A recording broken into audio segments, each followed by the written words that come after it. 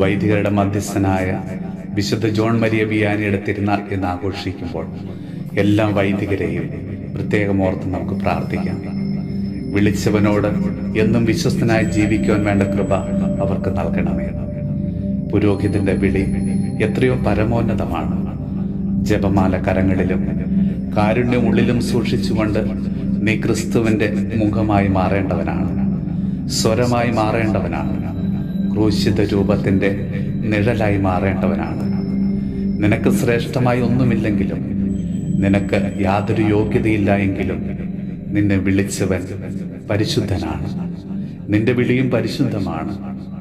ബലിവേദിയിൽ ബലിവസ്തുവും ബലി അർപ്പകനുമായി മാറേണ്ടവനാണ്.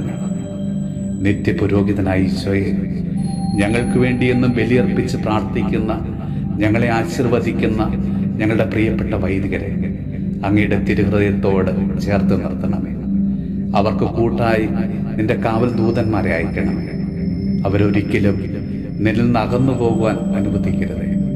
പരിശുദ്ധ അമ്മേ, അമ്മയുടെ കാപ്പയ്ക്കുള്ളിൽ അവരെ പൊതിഞ്ഞ് സംരക്ഷിക്കണമേ.